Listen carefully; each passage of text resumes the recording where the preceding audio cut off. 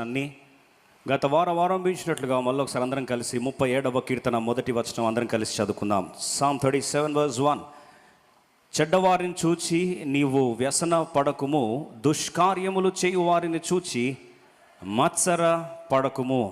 యెహోవా ఎదుట మౌనముగా నుండి ఆయన కొరకు కనిపెట్టుకొనుము. తన మార్గమున వర్ధిల్లు వాని చూచి వ్యసన పడకుము, దురాలోచనలు నెరవేర్చుకొని వాని చూచి వ్యసన పడకుము. దేవుడు ఈ వాక్యాన్ని దీవించి మనందరితో మాట్లాడినట్లు ఇంగ్లీష్లో ఇదే వచనాలు మళ్ళీ ఒకసారి కలిసి చదువుకుందాం. Psalm 37 verse 1. Quickly from English please.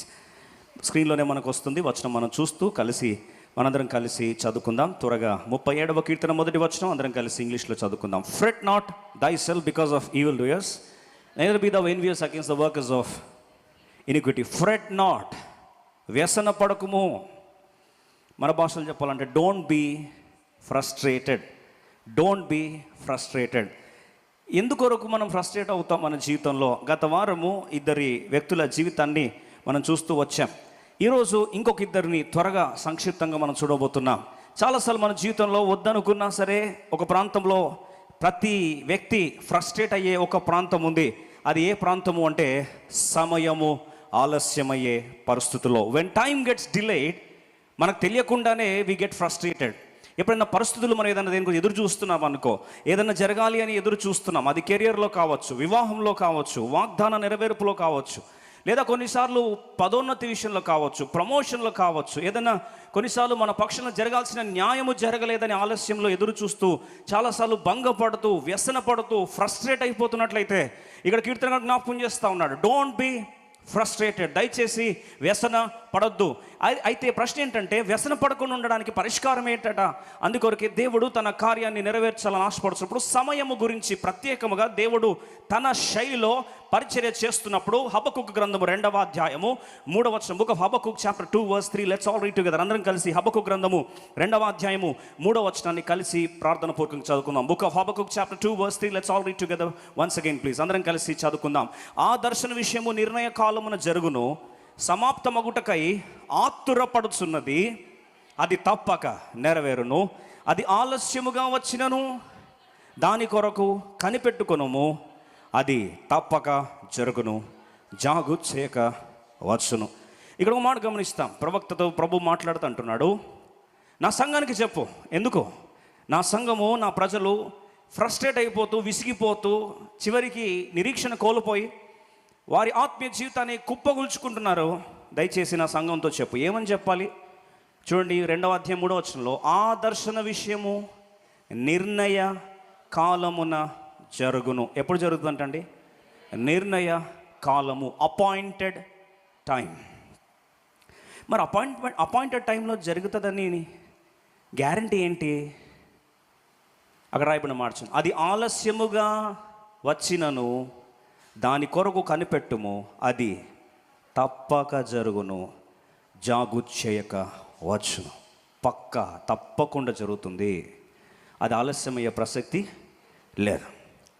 ప్రియ సోదరి సోదర, మన జీవితంలో నిర్ణీత సమయము అని ఎప్పుడైతే మనం తెలుసుకుంటామో, దేవుడు తన దర్శనం కానీ వాగ్దానాలు కానీ మన జీవితంలో నెరవేర్చాలని ఆశపడుతున్నది దేవుడు నిర్ణీత సమయంలో చేస్తాడని ఎప్పుడైతే మనం అర్థం చేసుకుంటామో, ఆ వ్యక్తి జీవితంలో ఫ్రస్ట్రేట్ అవ్వడు.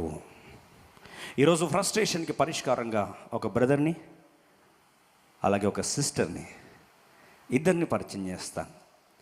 వారి జీవితాల్లో నిర్ణీత సమయాన్ని ఎలా దర్శన సమయంగా మార్చుకున్నారు, ఎలా దేవుని కొరకు ఎదురు చూస్తూ ధైర్యపరచబడ్డారు. చాలాసార్లు మనకున్న సందేహం ఏంటంటే, నేను ప్రభు కొరకు ఎదురు చూస్తే నేను చివరికి సిగ్గుతో తలదించుకునే పరిస్థితి వస్తుందా అని చాలాసార్లు మనం బాధపడుతుంటాం. నాకే ఎందుకు ఆలస్యం జరుగుతుందంటే, నాకే ఎందుకు ఇలా లేట్ అవుతుంది, నాకే ఎందుకు ఇలా జరుగుతుందో లేదో అనే నిరీక్షణ కోల్పోయే పరిస్థితి నాకే ఎందుకు వస్తుంది? చాలాసార్లు నిరీక్షణ కోల్పోతున్నావా ప్రియ సోదరి సోదరా? ఒకవేళ నీ జీవితంలో ఒక ఆలస్యం జరుగుతుందంటే అందరూ అంటారు, టైం బాగలేదండి నాతో అని అంటారు. ఈ పదం ఎప్పుడు విన్నారా? టైం బాగలేదండి. నా దరిద్రం చుట్టుకుంది. ఇంకో కొద్దిగా ఒక అడుగు ముందుకేస్తే ఏమంటారు? అంత దరిద్రం చుట్టుకుందండి. అంటే నాకు అంతా అపశకునాలు జరగకూడదు కానీ నాకే జరుగుతున్నాయి, లేట్ అంతా నాకే అవుతుంది అంటారు. కానీ ఆలస్యం అయితే బైబిల్ నీ గురించి ఏం చెప్తుంది తెలుసా? దరిద్రం చుట్టుకుంది, టైం బాగలేదు, ఇలాంటి పనికిరాని మాటలు నెక్స్ట్ టైం దేవుని బిడ్డలుగా మాట్లాడద్దు. మరి ఏం మాట్లాడాలా? సామెతలు యెషయా గ్రంథము 30 అధ్యాయము 30, book of Isaiah chapter 30 verse 18, 18 వచనం. ఈ మాట గమనిస్తా. నువ్వు దేవుని బిడ్డగా నువ్వు చెప్పుకోవాల్సిన మాట ఇది. 30 అధ్యాయము 18వ వచనం, 30:18, ఆల్ ఆఫ్ us టుగెదర్.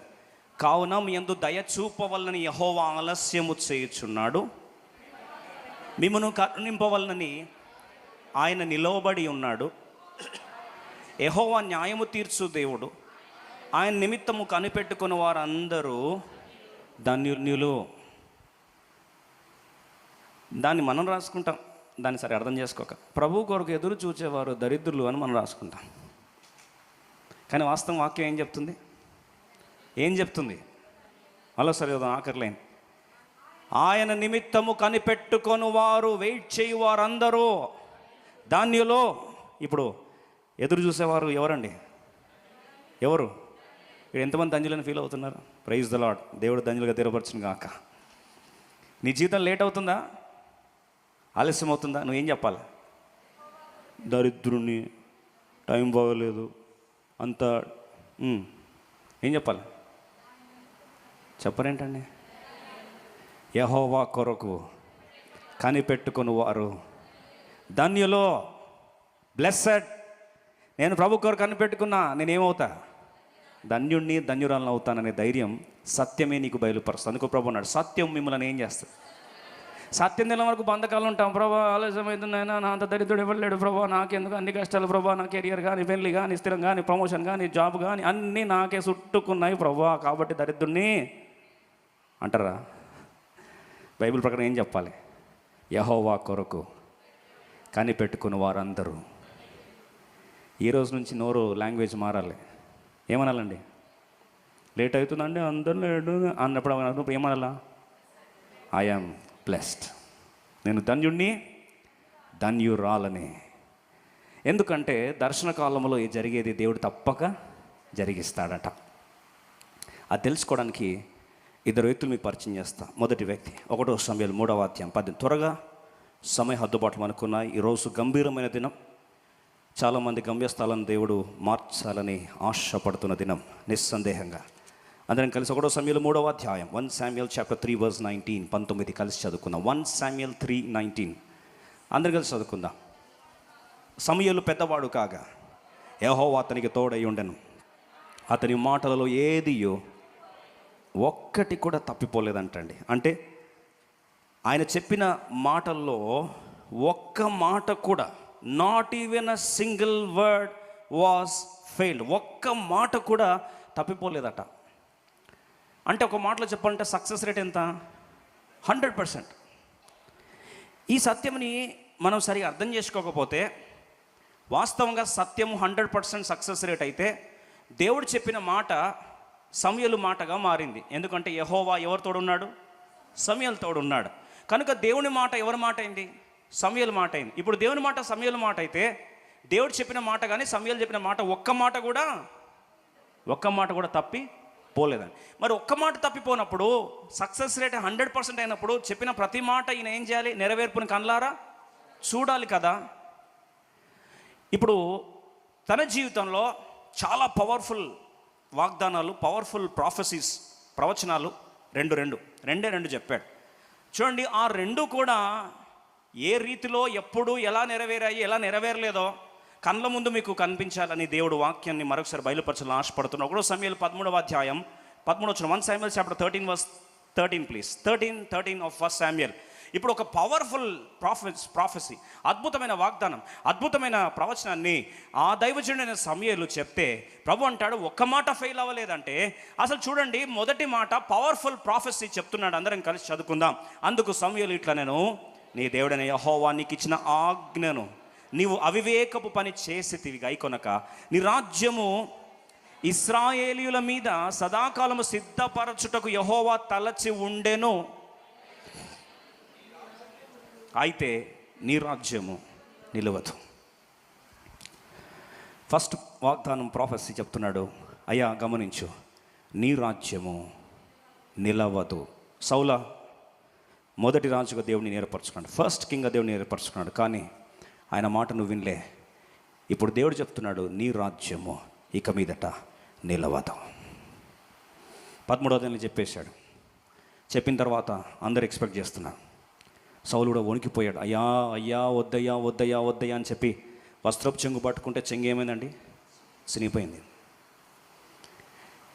భయందుల వాతావరణంలోకి వెళ్ళిపోయి అయ్యా అయ్యా వద్దయ్యా వద్దయ్యా వద్దయ్యా లేదా అయిపోయింది. Once God has declared it is done చెప్పేశాడు. ఆ ప్రాంతం విడిచి వెళ్ళిపోయాడు. సౌలు రాజుగా ఉన్నాడు. నీ రాజ్యం నిలవదు అంటే ఇక్కడ రాజ్యం ఇంకా స్థిరంగా అవుతూ ఉంది. రాజ్యం కట్టుదిట్టం అవుతూ ఉంది. రాజ్యంలో ఎవరు కూడా అడ్డం వస్తున్నా సరే వాళ్ళని తొక్కొని వెళ్ళిపోతున్నాడు. గిబియోను మీ యుద్ధానికి వెళ్ళాడు, గెలుస్తున్నాడు. బహుశా విన్నవాళ్ళనుకుండొచ్చు, సమయలు ఏంటి నీ రాజ్యం నిలవదన్నాడు, ఈయన రాజ్యం ఏమవుతుంది? స్థిరంగానే ఉంది, ఇంకేం కాలేదే అని. ఇప్పుడు రెండవ వాగ్దానం చెప్తున్నాడు. 1 సమయాలు 16వ అధ్యాయం 13వ వచనం. 16:13 of 1 Samuel క్విక్లీ. 1 సమయాలు 16, 13, 16, 13. 1 సమయాలు. సమూయేలు తైలపు కొమ్మును తీసి వాని సహోదరుల ఎదుట వానిని అభిషేకము చేసెను. నాట నుండి యెహోవా ఆత్మ దావీదు మీదకి బలముగా వచ్చెను. తర్వాత సమూయేలు లేచి రామాకు వెళ్ళిపోయాను. రెండో వాగ్దానం, రెండో ప్రొఫెసీ, రెండో మాట అన్నాడు. దేవుడు అన్నాడు, సమూయేలులే తైలపు కొమ్ము తీసుకో, వెళ్ళు, అక్కడ యెషయా ఇంట్లో నా కుమారుడు ఉన్నాడు, వెళ్ళి అభిషేకించు, తను రాజు కాబోతున్నాడు. ఎవరైనా? దావీదు. జాగ్రత్త విన్నాడు. ఒక టీనేజర్, ఆయనకు ప్రభు వాగ్దానం చేస్తూ అంటున్నాడు, వెళ్ళి అభిషేకించుకుంటే ఆ రోజే 13వ వచనం చూడండి ఎంత స్పష్టంగా రాస్తుంది. సమూయేలు తైలపు కొమ్మును తీసి వాని సహోదరుల ఎదుట వానికి అభిషేకము చేశాను. అలా గమనించండి. నాట నుండి యెహోవా ఆత్మ దావీదు మీదకి బలముగా వచ్చెను. మీరు చెప్పండి, దావీదు మీదకి బలముగా వచ్చెను. మీరు చెప్పండి. ఇప్పుడు యెహోవా ఆత్మ దావీదు మీదకి వచ్చిందా రాలేదా? వచ్చిందా రాలేదండి? మరి ఇప్పుడు దావీదు రాజు అయ్యాడా? కాలే. ఇక్కడే సీక్రెట్ ఉంది. నాట నుండి ఆత్మాభిషేకం అగ్నిలాగా ఉంది. The powerful spirit movement has captured him totally, but he didn't become king. ఎందుకు చెప్తున్నా ఈ మాట అంటే, తెలియక ఫ్రస్ట్రేట్ అవుతారు చాలామంది. ఏంటండి నా లైఫ్, వాగ్దానాలు ఉన్నాయి, అభిషేకం ఉంది, కొన్నిసార్లు నా దేవుడు ఏం చేస్తున్నాడు నా జీవితంతో అని అర్థం తెలియక బహుశా కన్ఫ్యూజ్ అవుతున్నట్లయితే ఈ సత్యము ఈరోజు నీ పొరలు రాల్చునుగాక. అందుకో ప్రభు అంటాడు, దర్శన కాలంలో ఏమవుతుంది? జరుగుతుంది. ఇప్పుడు ఒకవేళ ఆలోచించండి, ఈ ప్రాఫెసీ వాగ్దానం చెప్పిన తర్వాత నెరవేర్పు కొరకు చూస్తే అంత ఆపోజిట్ జరుగుతుంది. నీ రాజ్యం నిలవదు అంటే సౌలు రాజ్యం స్థిరంగా ఉంది. నీ రాజ్యం కూలిపోతుందంటే అస్సలు కూలిపోలే. కూలిపోకపోగా ఎంత స్ట్రాంగ్ అయిపోతున్నాడు సౌలు అంటే, సౌలుకి వార్త వచ్చింది, ఇప్పుడు దావీదు ఏం చేస్తున్నాడు, గొల్లియాతు మీద గెలిచాడు, ఇవన్నీ తెలిసిన తర్వాత నుంచి నాట నుండి దావీదుని ఏం చేద్దాం అనుకుంటున్నాడు? చంపుదామని విషపు చూపు చూస్తున్న సౌలు ఆ దావీదుని ఎలాగైనా చంపాలని అటెంప్ట్ చేస్తూ ఉన్నాడు. ఆర్మీని పంపించేసరికి చూడండి, మొదటి ప్రాఫెసీ, మొదటి వాగ్దానం ఏమో సౌలు రాజ్యం ఉండదు, రెండో వాగ్దానం దావీదు రాజ్యం స్థిరపరచబడుతుంది. అంటే ఎగ్జాక్ట్ ఆపోజిట్ జరుగుతుంది. సౌలు రాజ్యం స్థిరపరచబడుతుంది, దావీదేమో అరణ్యంలో పిచ్చోళ్ళగా పరిగెడుతున్నాడు. దీన్ని మీరేమంటారు? మనం ఏమంటాం దీన్ని? వాగ్దానాలు ఏంటి, జరుగుతున్నది ఏంటి? అప్పుడు మనకేమొస్తుంది? ఫ్రస్ట్రేషన్. ఇక్కడే ఫ్రస్ట్రేట్ అవుతూ కంగారు పడుతున్నప్పుడు బహుశా సరే స్టోరీ చూద్దాం ఒక్కసారి అని ఆలోచించే లోపల, వాగ్దానం చెప్పింది ఎవరు? దైవజనుడైన సమూయేలు ఒక్క మాట కూడా తప్పిపోలేదంట అని చూసే లోపల ఒకరోజు వార్త వచ్చింది, షాకింగ్ న్యూస్. ఏంటి అని దావీదు న్యూస్ వచ్చింది, అయ్యా సౌలు గారు, దైవజనులు సమూయేలు గారు ప్రభునందు నిద్రించారు. చేతులు కాలు వణుకుతున్నాయి. ఎవరికండి? దావీదుకి. ఏంటి అంత పెద్ద వాగ్దానం ఇచ్చాడు, అది సరిపోదన్నట్లు పైన ఏం పూసాడు? అభిషేక తైలం ఉంది, కానీ అభిషేకించినోడు ఇప్పుడు నా బతుకు ఏం కావాలి? వాగ్దానాలు ఇంకా నెరవేరలే. 1 సమూయేలు 25వ అధ్యాయం మొదటి వచనం. 13లో ఏమో మొదటి వాగ్దానం 16లో రెండో వాగ్దానం, కానీ ఇంకా నెరవేరలే. చెప్పిన వ్యక్తి సమూయేలు ఏమయ్యాడండి? చనిపోయాడు. 1 సమూయేలు 25వ అధ్యాయం మొదటి వచనం. 1 Samuel 25:1. సమూయేలు మృతి నొందగా ఇశ్రాయేలు అందరూ కూడుకొని అతడు చనిపోయానని ప్రలాపించచ్చు. రామాలోనున్న అతని ఇంటి నివేశనంలో అతని సమాధి చేసిన తరువాత దావీదు లేచి పారాను అరణ్యమునకు వెళ్ళను. వాగ్దానాలు చేయించిన దేవుడు తోడుగా ఉన్న ఆ సమూయేలు కళ్ళ ముందు ఏమాడండి? చనిపోయాడు. కనీసం పార్థివ దేహాన్ని ఆఖరి చూపులు చూడడానికి కూడా సౌలు రాలేదండి. ఎవరు వెళ్ళారు అక్కడికి?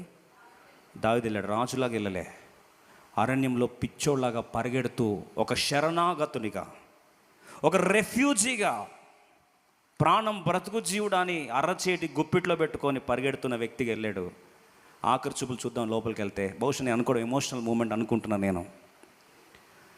అరే, దైవజనుడు వాగ్దానం చేశాడు, అభిషేక తైలము పోసాడు, నా కొరకు ప్రాణాన్ని పణంగా పెట్టి వచ్చాడు. ఈరోజు అభిషేకం ఉంది, వాగ్దానాలు ఉన్నాయి, కానీ నా పరిస్థితి ఇప్పుడు ఇక్కడ అరణ్యంలో బ్రతుకు జీవుడాన్ని పరిగెత్తే పరిస్థితుంది. చివరికి వాగ్దానం నెరవేరకపోగా వాగ్దానం చేస్తూ నాకు అభిషేకించిన దైవజనుడు కూడా నా కళ్ళ ముందు ఏమాడు? ప్రభులో నిద్రించాడు, లేచి వెళ్ళిపోతున్నాడు. కనీసం సౌలు ఆఖరి చూపులు చూడడానికి కూడా రాలేదు. నేను అనుకోవడం, బహుశా ఇక్కడ 3 వ్యక్తులు పరిచయం చేస్తా. వాగ్దానాలు నెరవేర్పు చూడకనే మరణించాడు సమూయేలు. కానీ బైబిల్లో వాగ్దానాలు నెరవేరలేదని ఫ్రస్ట్రేట్ అయినట్టు కానీ, బాధపడ్డట్టు కానీ, చింతించినట్టు కానీ సమూయేలు జీవితంలో ఎక్కడ మనము చూడము. నోవేర్. ఆఖరికి చచ్చిపోతున్న ఒకరు మనమే సమూయేలు పోషణలు అంటాం, ప్రభా ఇది అన్యాయం ప్రభా, నీకు నా సక్సెస్ రేట్కి గుర్తుగా ఉండాలంటే చెప్పిందే 2 పవర్ఫుల్ ప్రామిసులు ప్రభా, ఆ 2 కూడా నెరవేరకుండా తీసుకపోతే నన్ను ఏమనుకుంటారు ప్రభా? వాగ్దానం చేసిన వాడు ఎవరు? నమ్మదగిన దేవుడు. నా ప్రాణం పోయిన మరణం కూడా వాగ్దానాలని ఆపలేదని నమ్మాడు. ఎవరండి? సమూయేలు. Never he was a shaken man, unshaken man of God. వాగ్దానం నమ్మాడు, అసలు కలవరపడలేదు. ఇప్పుడు మొదటి కేటగిరీలో నంబర్ 1 ర్యాంకులో ఎవరున్నారు? సమూయేలు ఉంటే, ఇప్పుడు దావీదు పాపం నంబర్ 2, యవనస్తుడు కదా, టీనేజర్ కదా. ఇప్పుడు తీరా చూస్తే అభిషేకించిన దైవజనుడు మరణించాడు. సౌలేమో తరిమి కొడుతున్నాడు. ఎక్కడ చూస్తే అక్కడ ప్రాణభయం ఉంది. అరణ్యంలో పరిగెడతా ఉన్నాడు. ఇప్పుడు కృంగిపోయాడు, ఫ్రస్ట్రేషన్ వచ్చింది.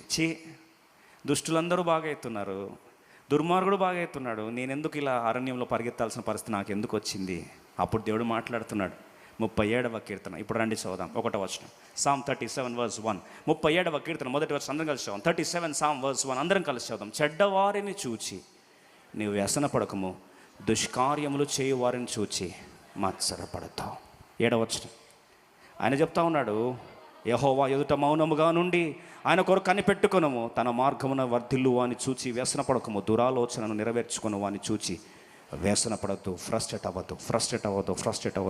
బహుశా ఫ్రస్ట్రేషన్ వస్తూ ఉంటే తనతో చెప్తున్నాడు, నా ప్రాణం అయ్యా దయచేసి నువ్వు ఫ్రస్ట్రేట్ కావద్దు అంటే. ఫ్రస్ట్రేట్ ఎందుకు కావద్దు? దాని ముందు వచనం చూడండి, 6వ వచనం చూడండి. 37 8వ వచనం. 37 8th verse ప్లీజ్. 8వ వచనం చూడండి. ఫ్రస్ట్రేషన్ ఆగిపోకపోతే నెక్స్ట్ ఏం వస్తుంది తెలుసా? 8వ వచనం. కోపము మానుము, ఆగ్రహము విడిచిపెట్టుము, వ్యసన పడకము, అది కీడుకే. తన ప్రాణం చెప్తా ఉన్నాడు, ఓ ప్రాణమా, నీకు ఫ్రస్ట్రేషన్ దాటి నెక్స్ట్ ఏ లెవెల్కి వస్తున్నావు? ఇంకా పళ్ళు కొరకడం స్టార్ట్ చేస్తారు కొంతమంది. ఆ ఫ్రస్ట్రేషన్ తర్వాత కోపం వస్తే ఏం చేయాలో తోచక వేరే మీద చూపించలేకపోతే పుర్రని కారుతుంది కళ్ళ నుంచి. ఏది ఎప్పుడు అట్ట కాలేదా మీకు?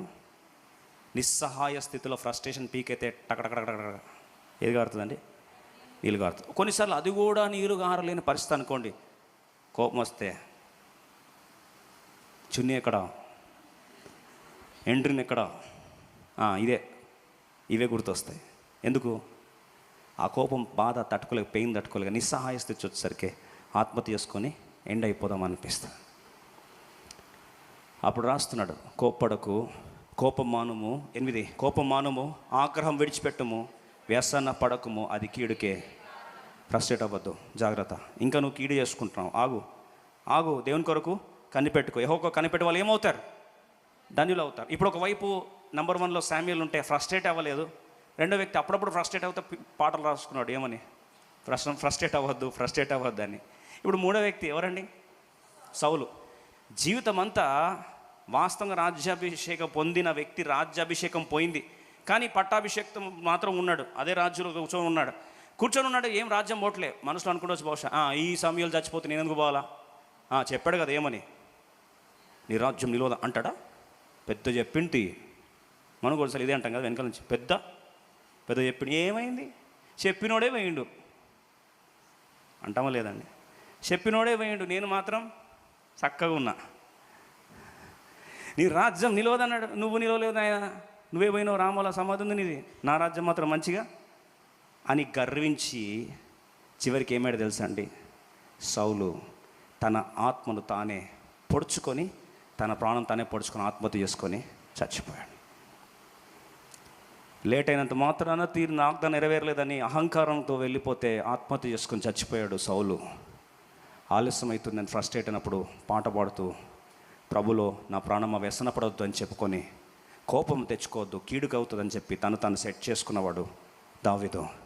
కానీ వాగ్దానం నెరవేర్పు కళ్ళారా చూడకపోయినా ఒక్క సెకండ్ కూడా ఫ్రస్ట్రేట్ అవ్వలే, ఒక్కసారి కూడా కోప్పడలే, ఒక్కసారి అహంకారంగా పోలే. నా దేవుడు వాగ్దానం చేస్తే 100% దాన్ని ఏం చేస్తాడు? నెరవేరుస్తాడని నమ్మాడు. ఎవరైనా? సమూయేలు. ఎవరు బెటర్ ముగ్గురులో? ఇంత డౌట్ ఎందుకండి దాంట్లో? మనకు దగ్గర దావీదుకి వెళ్తాం కదా అప్పుడప్పుడు. కొన్నిసార్లు సమూయేలు, కొన్నిసార్లు దావీదు, కొన్నిసార్లు సౌలు. ఆఖరి స్థానంలో దేవుడు మనల్ని పెట్టకుండా కాపాడును గాక. ఫస్ట్ 2 ఓకే, లాస్ట్ వద్దండి. లాస్ట్లో అనర్థాలు వస్తాయి. ఏం చేసుకున్నారట? ఆత్మహత్య చేసుకొని చనిపోయాడు. ఇప్పుడు ఎందుకు చెప్తున్న ఈ మాట అంటే, ప్రభు కొరకు కనిపెట్టుకుంటే చూడండి, ఆలస్యం అయితే పర్వాలేదు, అవసరమే లేదు.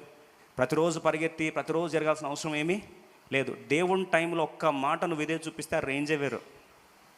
బహుశా మీరు చెప్తే నమ్మరేమో. బైబిల్లో దేవదూతలు చాలామంది ఉన్నారు కదా. ఒక దూత పేరు మీకు పరిచయం చేస్తా. తన పేరు గబ్రియల్. ఏం పేరండి? గబ్రియల్. ఊరికే పొద్దున్న ప్రతిసారి పోస్ట్ మ్యాన్ లాగా రాడు, చాలా స్పెషల్ అపియరెన్స్ ఇస్తాడు. ఎప్పుడు ఇస్తాడు తెలుసా? హండ్రెడ్ సంవత్సరాలు, వందల సంవత్సరాలు నోరు మూసుకొని గమ్మున కూర్చోమంటే కూర్చుంటాడు. కానీ దేవుడు పొమ్మంటేనే పోతాడు. ఇది ఎవరి స్టైలు? Gabriel style. ప్రభు ఒక్క మాట ఇస్తే తప్ప నేను కదలను ప్రభు అంటే, ప్రభు పో గబ్రియోలా అంటే ఒక్క మాట తీసుకెళ్తాడు. స్టోరీ, చరిత్ర, రాజులు రాజ్యాలు ఒక్కసారి షేక్ అయిపోతాయి. ఎవరిది రేంజ్? గ్యాబ్రియల్. దాని తర్వాత కొన్ని వందల సంవత్సరాలు సైలెంట్గా ఉంటాడు. అసలు డిస్టర్బ్ కాడు, అనవసరమైన మాటలు మాట్లాడు. అలా ఉండాలి మనం కదా. నాకు తెలిసి బైబిల్లో గబ్రియల్ ఎన్నిసార్లు మాట్లాడారు తెలుసా అండి? 4 సార్లు మాట్లాడు. దానియేలు గ్రంథం 8వ అధ్యాయం 16, 9వ అధ్యాయం 21, లూకా 1, 19, 26 4 సార్లు మాట్లాడాడు. అందులో ఎంతమందితో మాట్లాడు? 3తో మాట్లాడు. మొదటి వ్యక్తి ఎవరు? దానియేలు. రెండవ వ్యక్తి ఎవరు? జకరియా ఎవరు అడగండి. బాప్తిస్మిచ్చి యోహాను యొక్క తండ్రి. మూడవది మరియా. ఈ 3తో మాట్లాడు అంతే. ఒక్కసారి మాట్లాడితే ప్రవక్తలు, చరిత్రలు, రాజులు, రాజ్యాలు, స్టోరీ మొత్తం నెక్స్ట్ లెవెల్కి వెళ్ళిపోతుంది. ఎవరు మాట్లాడదే? ఆ మాట ఎన్ని సంవత్సరాలు లేట్ అయినా సరే అస్సలు ఫ్రస్ట్రేట్ అవ్వడు. ఎవరండి? గాబ్రియల్. ఇప్పుడు సమూయేలుని చూసాం, దావీదుని చూసాం, సౌలుని చూసాం. దేవదూతల కేటగిరీలో గబ్రియల్ని చూసాం. ఇప్పుడు సిస్టర్స్ కూడా చూద్దాం. అన్యాయం చేయొద్దు మనం, సమన్యాయం. అనగనగా అనకుండా చాలా సంవత్సరాల క్రితం నిజంగా జరిగిన సంఘటన. గెరాసేనుల దేశం అనే ప్రాంతానికి దేవుడు పరిచర్య కొరకు వెళ్ళాడు. ఆ పరిచర్లో అద్భుతమైన సూచక్రియగా దయ్యాలు పట్టి 6,000 దయ్యాల చేత పీడించబడుతున్న సేన అనే దయ్యం చేత పీడించబడుతున్న వ్యక్తిని దేవుడు ముట్టి స్వస్థపరిచాడు. ఆ వార్త దావానంలో ప్రవేశించింది. ఎందుకంటే దేవుని కార్యము ఒక సమాధులలో మధ్యలో పీడించబడుతూ 6,000 దయ్యాల చేత ఎవరు సాధుపరచలేని ఆ వ్యక్తి దేవుని మాటకు విధేయత చూపించిన వాడిగా స్వస్థచిత్తుడయ్యాడని ఈ వార్త ఒక వైల్డ్ ఫైర్ లాగా, న్యూస్ లాగా, ఒక బ్రేకింగ్ న్యూస్ లాగా రీచ్ అయిపోయింది. ఈ న్యూస్ రీచ్ అయిపోయేసరికి వెంటనే అనేకులకు ఈ ప్రాంతము ఆ వార్త అంతా చాటి చెప్పబడింది. సువార్త ఉద్యమంలో మొదటిగా అందరూ ప్రకటిస్తున్నారు, యేసుప్రభు అట్టండి దయ్యాలు పట్టిన వాడిని ఏం చేశాడు, బాగు చేశాడు కదా. ఈ వార్త వింటున్నప్పుడు ఒక దూరం నుంచి ఒక ప్రాంతంలో కొద్ది దగ్గరలో, ఈ ప్రాంతానికి దగ్గరలో ఉన్న ఆ ప్రాంతంలో ఒక స్త్రీ ఒక్కసారి తన పరిస్థితి చూడడం ఆరంభించింది. ఆ స్త్రీ పరిస్థితి ఎంత ఘోరం అయిపోయిందంటే తెలియకుండానే తన బాడీలో నుంచి రక్తం వెళ్ళిపోతూ ఉంది, బ్లీడింగ్ జరుగుతూ ఉంది. ఆ బ్లీడింగ్ జరుగుతూ ఉంటే ఆ బ్లీడింగ్ బహుశా కొన్ని రోజులు ఆగిపోతుందేమో అనుకుంది, కానీ కుదరలే. సుమారు ఆ స్త్రీ యొక్క వయసు 18 సంవత్సరాలు. యేసుక్రీస్తు వారి వయసు 18 సంవత్సరాలు. ఆ టైంలో ఆ యేసుప్రభు వారి వయసు 18 సంవత్సరాలు అయితే ఈమె వయసు అప్పుడు ఏందో తెలియదు, కానీ ఆమెకు అప్పుడే ఈ ప్రాబ్లం డయాగ్నోస్ అయింది. డయాగ్నోస్ అయ్యేసరికి ఆ ప్రాబ్లమ్ని ఎలాగైనా సరే బాగు చేసుకోవాలని ఆశపడుతూ వచ్చింది, కానీ అవ్వట్లే. ఒక డాక్టర్ దగ్గరికి వెళ్ళింది. డాక్టర్స్ అన్నారు, అమ్మ ట్రీట్మెంట్ చేయాలి అంటే, చేయండి సార్, టెక్నాలజీ పెద్దగా లేదు కాబట్టి సర్జరీ చేస్తేనే లోపల ఏముందో డయాగ్నోస్ అర్థమవుతుంది, చెయ్యండి సార్, నాకు బాగుపడాలి. ఆ దినాల్లో స్కానింగ్స్ లేవు, లేజర్ టెక్నాలజీ లేదు. కత్తి తీసుకున్నారు, ఇష్టం వచ్చినట్టు కోసేశారు. కోసి చూసి ప్రయత్నించారు, ట్రై చేశారు, వర్కౌట్ అవ్వలేమ్మా అని మళ్ళీ ప్యాక్ చేశారు. కానీ శరీరం తిరిగి ఆ ఒరిజినాలిటీకి రాలేదు. ఒక డాక్టర్ ట్రై చేసిన తర్వాత ఫెయిల్ అయింది, ఇంటికి వెళ్ళింది. పక్కింటోళ్ళు ఎవరన్నారు, అమ్మ పలానా డాక్టర్ దగ్గర మంచి జరుగుతుందంటే ఒకసారి వింటావా అమ్మ, నేను బాగైనాను, నువ్వు ట్రై చేయమ్మా. సరే అని సెకండ్ టైం వెళ్తే ఆయన అన్నాడు, మళ్ళీ ఒక్కసారి కోయాలి. కోసిన శరీరాన్ని మాటి మాటికి ఛిద్రం చేస్తున్నారు. కత్తి కోస్తూ ఉంటే ఆమెకి నరక యాతన అనిపిస్తూ ఉంది. బాగవుతామనుకుంటే అనుకోలేదు. ఆల్రెడీ రక్తస్రావ రోగం, పైనుంచి ఈ సర్జరీలకి ఇంకా రక్తం ఉన్నది కూడా ఏమైందండి, పోతూ ఉంది, బలహీనపరచబడుతూ ఉంది. బ్రతకడమే కష్టం అయిపోయింది. ఆమె శరీరం అంతా పేలిపోతున్నట్టు అయిపోతుంది. చివరికి ఒకరు అన్నారు, రుగ్మత ఉందండి, ఇలా రక్తస్రావంతో ఉంటే మేము అంటుకుంటే మాకు అంట వస్తుంది, కనుక ధర్మశాస్త్రం ప్రకారం నేను ఏం చేయాలి, వెలివేయాలి అని. పిల్లలు వెళ్ళి ముద్దు పెట్టుకుందామంటే కుటుంబం ఒప్పుకోవట్లే. పిల్లల ప్రేమకు నోచుకోలేని దుస్థితి అయిపోయింది. అరే చివరికి మా అమ్మ నా అందరికి వెళ్దామంటే వారు అంటున్నారు, అమ్మ నువ్వు ఏదో పాపం చేస్తున్నావు, అందుకొరికి భయంకర రోగం నీకు వచ్చింది, get out of our house అంటే గుండె పగిలి బయటకు వెళ్తూ ఉంది. చివరికి వెళ్తున్నప్పుడు చేతిలో డాక్యుమెంట్స్ పట్టుకుంది. ఆమెకు రావాల్సిన ఆస్తి తీసుకుంది. ఆస్తి, డబ్బు, డాక్యుమెంట్స్ పెట్టుకొని బయటకు వెళ్తూ ఉంటే అనుకుంది, ఈ డబ్బు ఖర్చు పెట్టైనా సరే నేను ఏం చేస్తా, బాగవుతా. ఒక డాక్టర్, ఇంకో డాక్టర్, 1 సంవత్సరం, 2, 3, 4, 5, 10 సంవత్సరాలు అయిపోయింది. ఆస్తి తీసుకెళ్ళింది, మార్ట్గేజ్కి వెళ్ళింది. మార్గేజ్ చేస్తున్నప్పుడు అన్నది, సార్ ఎలాగైనా సరే ఈ డాక్యుమెంట్లు పెట్టుకోండి, నాకు డబ్బు అరేంజ్ చేయండి. ఎందుకమ్మా ఇంత డబ్బు అడుగుతున్నావు, చాలా కాంప్లికేటెడ్ సర్జరీ సార్, ఎలాగైనా నేను బాగా అవ్వాలి, ఇది ఒక్క ప్రయత్నం చేస్తాను. అమ్మ నీ ఆస్తి అంతా అమ్మేసుకుంటున్నావు, జాగ్రత్త ఆలోచించు. పర్లేదు సార్, బతుకుతే బాగవుతే ఏమన్నా చేసుకుంటా. డాక్యుమెంట్స్ పెట్టింది, డబ్బు ఇచ్చారు. ఆ డబ్బు డాక్టర్స్కి ఇచ్చింది.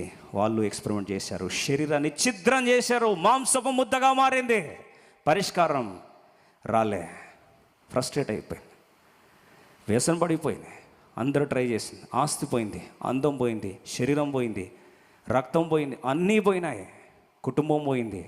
చివరికి ఆమె జీవితం మీద విరక్తి చెందడం ఆరంభించింది. మార్కు సువార్త 5వ అధ్యాయం 12 సంవత్సరాలు అలా సాగిపోయింది. యేసుప్రభు 18th ఇయర్లో ఆమె సమస్య స్టార్ట్ అయ్యిండొచ్చు. బహుశా యేసుప్రభు వారు ఇప్పుడు 30 సంవత్సరాల వయసుకు వచ్చాడు. ఇప్పుడు ఆలోచించండి, 30 ఇయర్స్కి యేసుప్రభు అరంగేట్రం చేస్తూ ఉంటే 18 సంవత్సరాల వయసులో యేసుప్రభు ఉన్న సమయంలో ప్రాబ్లం స్టార్ట్ అయిన ఈమె జీవితంలో 12 సంవత్సరాల వేదన అనుభవిస్తూ ఉంది.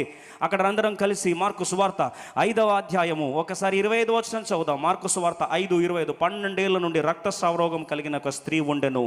ఆమె అనేక వైద్యుల చేత ఎన్నో తిప్పలు పడతా ఉంది. ఒక్క డాక్టర్ కాదంట, అనేక వైద్యుల నుండి తిప్పలు పడతా ఉంది. తిప్పలు. చివరికి 26వ వచనం, తనకు కలిగినదంతయు వ్యయము చేసుకొని ఎంత మాత్రమును ప్రయోజనము లేక మరింత సంకట పడను. వ్యసనానికి తారాస్థాయి ఏంటండి? సంకటం. జీవితం ఇంకా విరక్తి చెందిపోయింది.